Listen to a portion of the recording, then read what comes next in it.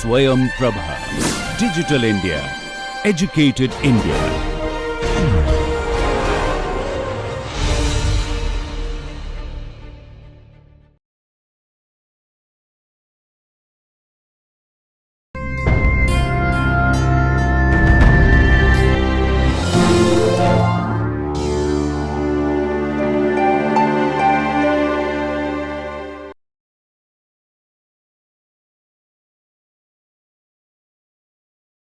So that takes us to the liberal state.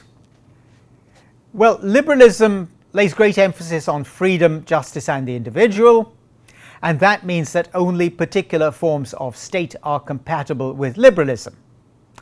In this, liberalism differs greatly from conservatism because conservatism, as we've seen, accepts society and its institutions as the outcome of an organic process, something that has developed in the natural course of events.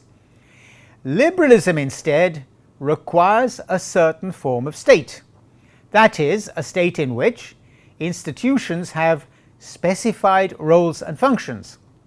Institutions are given specified roles and functions, such as making laws or implementing justice, and there are specified relationships between the main institutions of state so that none of them can dominate the others.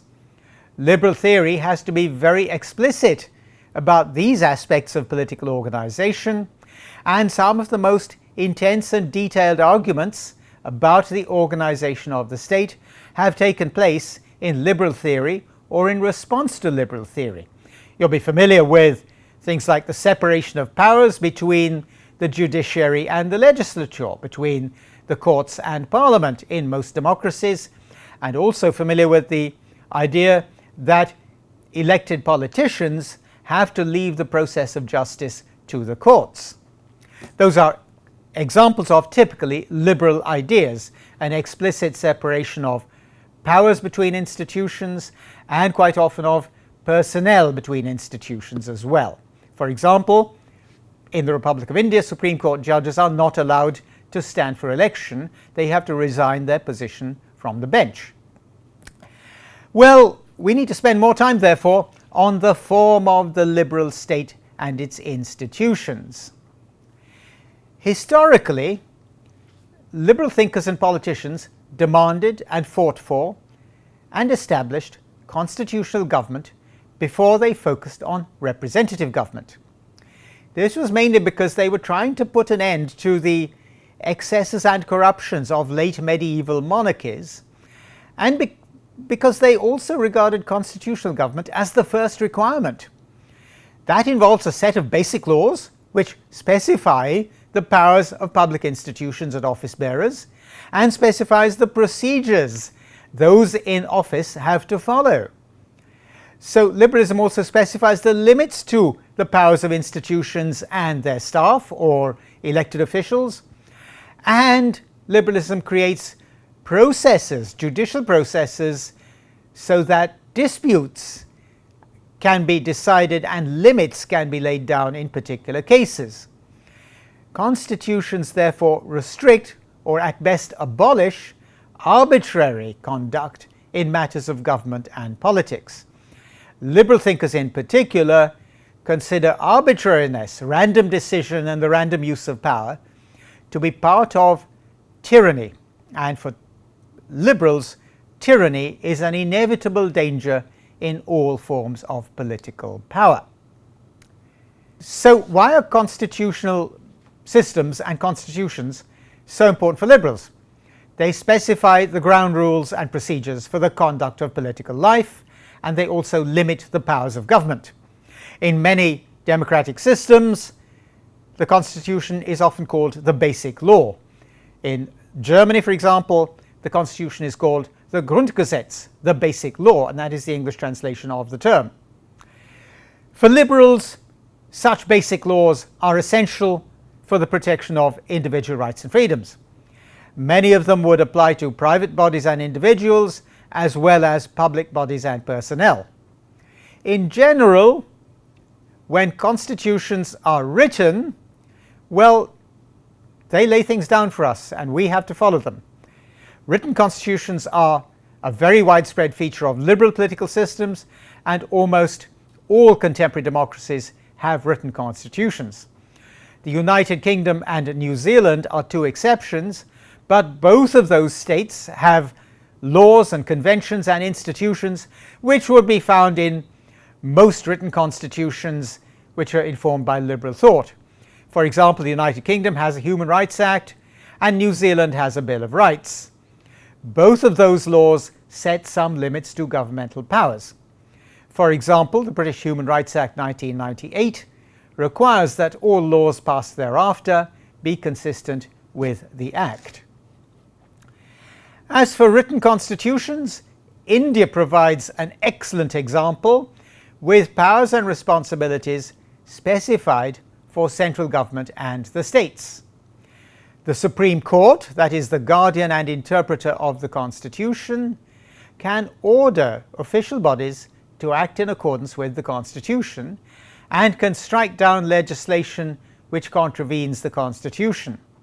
I should add here, it can also strike down procedures within institutions, even educational institutions, if these contravene the Constitution, and a ruling has just been issued by the Kerala High Court, for example.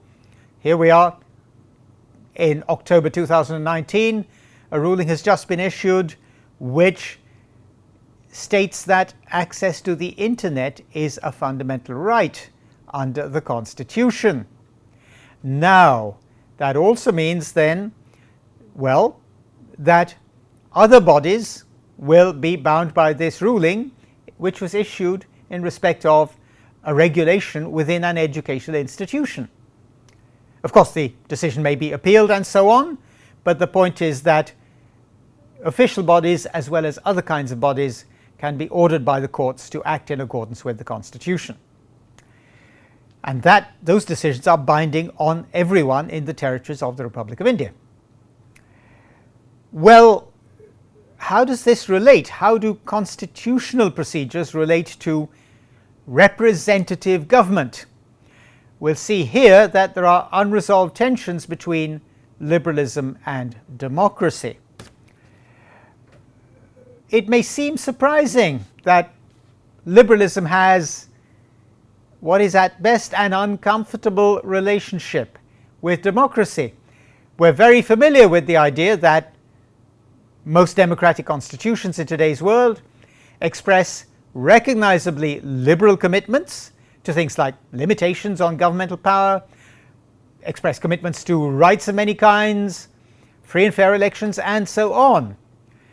Nevertheless, conceptually and historically, liberalism has a much less comfortable relationship with representative government than it does with constitutional government.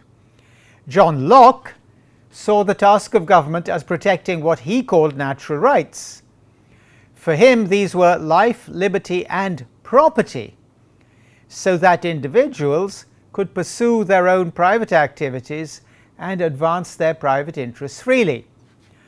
Locke also held that mixing our labor with something, say by working on land or on raw materials, made it our own property and therefore gave us a right over it. Locke did, however, state certain cautions or caveats about the possession of excessive amounts of land or other resources. But in respect of politics, all liberal theorists are nervous that any public institutions we create can start to expand beyond the limits we set for them, or that they can abuse the powers they already have, that we've given them. In liberal thought, it is the public who give power to public institutions and officials, and it is the public who must be able to take that power away from those who hold it if they abuse it. In effect, in liberalism, power comes from below. It's given to institutions on our behalf.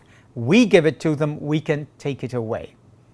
But there's a problem here, and that is, who are the relevant public?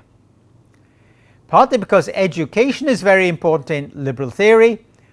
Early liberals, John Stuart Mill for example, thought that educated people were better fitted to make political decisions than, say, the uneducated or illiterate. Mill later came to accept the idea of a universal franchise, but he also held that educated people's votes should count for up to 4 votes by illiterates. John Locke, for his part, thought that only those who own property should be allowed to vote, because in his time only the propertied classes paid taxes. This kind of nervousness or even fear of popular or mass democracy is shown very strikingly in the United States Constitution. Article 2 of the United States Constitution says the president shall be elected by an electoral college. What does that mean? Well, in any given state in the United States, a certain number of college votes are allocated. That college vote, that number of college votes, is equal to the number of representatives sent by that state to the House of Representatives, plus 2 for the senators who represent the state in the Senate. For example, California has the biggest population in the United States, so it has 53 representatives. That is, at the time of writing, at the time I'm saying this to you, California has 53 representatives and 2 senators. So it has 55 college votes. Other states with smaller populations have, say, 23 representative college votes and 2 senators college votes, in other words 25 college votes. Now, these are really strictly just numbered votes. So how does the system work? If a presidential candidate in the presidential election itself wins the popular vote in the state in the normal way, then he or she takes all the college votes for the state. So if you win the state of California, you get 55 college votes. So, in effect, a presidential candidate needs to win only the 7 most populous states, the 7 states with the biggest populations, in order to win a majority of the current total of 538 college votes. 4 times the winner of the college majority has won less of the popular vote than the loser. For example, Grover Cleveland lost in 1888 because he won the count of total popular votes but was unable to persuade the college, in those days it had the option, to give him a majority. More recently, in 2000, George W. Bush lost the popular vote to the Democrat Al Gore, but in a disputed count, George W. Bush won the state of Florida, and he thereby got a total of 271 college votes, and therefore he won the presidency. Perhaps most strikingly, in 2016, Donald Trump won the presidential election by 306 college votes to 232, but his nearest rival, Hillary Clinton, won 2.86 million more popular votes, or about 2.1% more of the turnout than Trump. Those who drafted the US Constitution were very frightened that a simple popular vote would lead to what the French philosopher Alexis de Tocqueville called the tyranny of the majority. So they could not allow a popular vote to decide the presidency. Even Alexander Hamilton, one of the framers of the Constitution, wrote a letter in which he said of the United States that democracy was, I quote, our disease. The framers of the Constitution therefore devised the requirement for the college vote as a safeguard against what they feared might be bad judgment by the masses. Liberalism, therefore, has an uncomfortable relationship with democracy, and this does appear fairly frequently. Liberalism gave rise to this kind of problem not just in single countries in the industrial world, but in imperial and industrial contexts. John Stuart Mill, like his father James Mill, worked for the East India Company for a time, and he concluded that liberal democracy would have to be imposed on the Indian civilization by force. because its cultural values were too far removed from those of liberalism for a reasoned introduction to take place. At the end of the 20th century, the idea of liberal interventionism became something of a media fashion for a short time because, well, it was certainly a way of trying to justify the Western invasion of Afghanistan, which was valid in international law, and also the invasion of Iraq, which was illegal and was led by the United States and the United Kingdom. Yet, liberal interventionism, even if it was proposed for Afghanistan and Iraq, seems never to have been proposed in respect of Saudi Arabia, which is a very powerful Western ally, or in respect of Nigeria and India.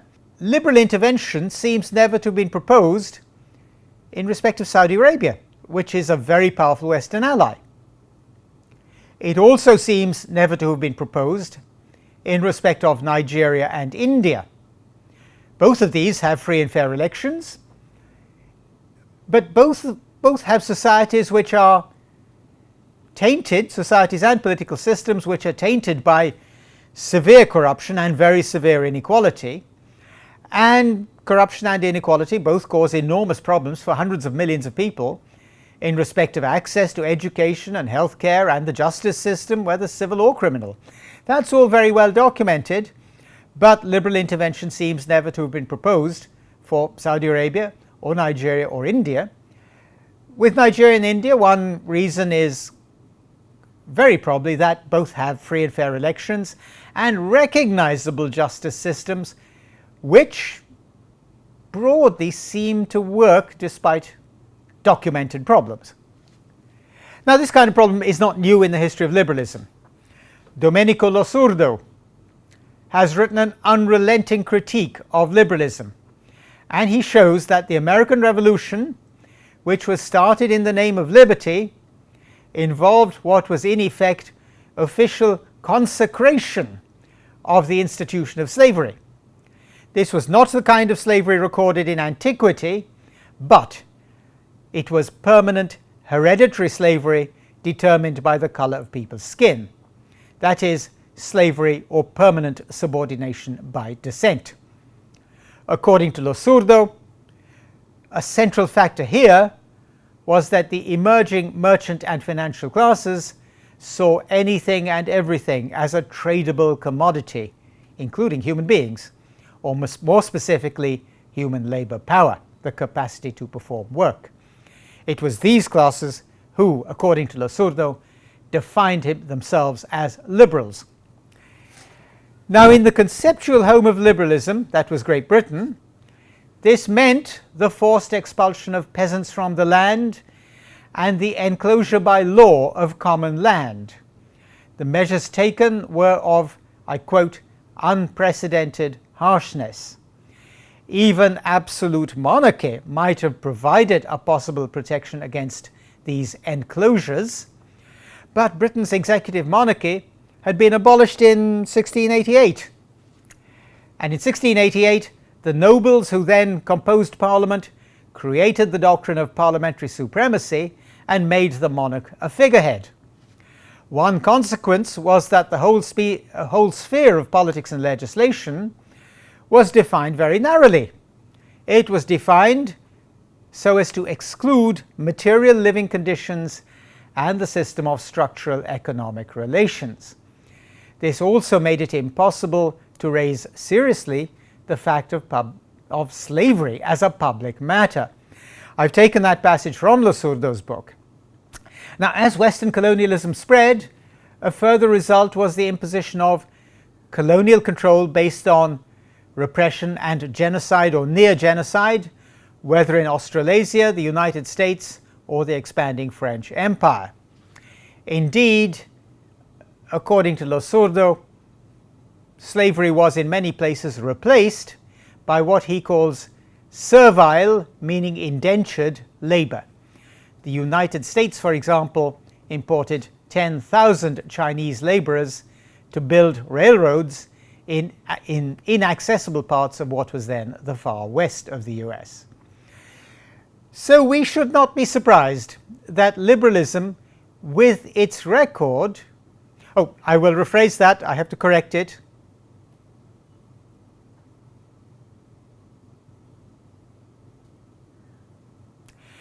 We should therefore be surprised that liberalism, with a record like that, has been so apparently successful in our time. Rights and anti-discrimination legislation are now a routine feature of almost any democratically constituted polity. Whether or not such rights are observed in practice, such rights are now a routine feature of legislation, there are institutions to protect them, and so on. One possible reason for the widespread popularity, if that's the right word, for the widespread character of liberalism, is that it continues to be an ideology of ruling classes and putative or aspirant ruling classes, just as it was during the period of its early successes. And if it is therefore a form of class ideology, it would rely on passive conceptions of citizenship, that is, citizenship as membership with relatively limited participation, such as the right to vote. Even if that's a universal right in most democracies, its impact is very largely quite limited. So, other kinds of limitations which express in effect a class ideology within liberalism would include tight control of official information, like official secrets legislation, and also would include other ways in which access to the public sphere is restricted or controlled, whether by official bodies or by private interests, such as media corporations. But that's not a complete explanation, because the flaws in the practice of liberalism and in the theory continue to be exposed globally. There's a philosophic difficulty too, and this applies to any ideology, and that is that the historical record does not use up or exhaust or end the possibilities in any system of political ideas. In fact, it's hardly clear what our world would look like if the historical record were the whole story, were everything there is to any ideology. What would such a state of affairs mean? The rejection, for example, of Marxism on historical grounds is common enough, but the same point is just as true of liberalism. In other words, we need, whether we like it or not, to continue taking liberal ideas seriously. So what are these liberal ideas? They are things like political pluralism and civil society. We'll take political pluralism first. Liberal states, by definition, allow a wide range of political opinions and parties.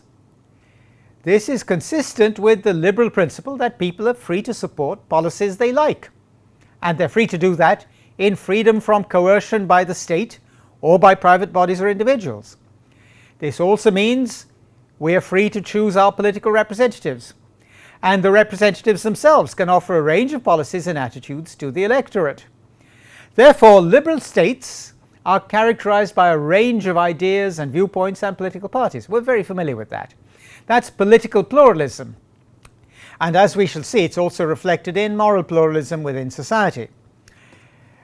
That leads us to the kind of society that goes with liberal political systems, and that is found in the concept of civil society.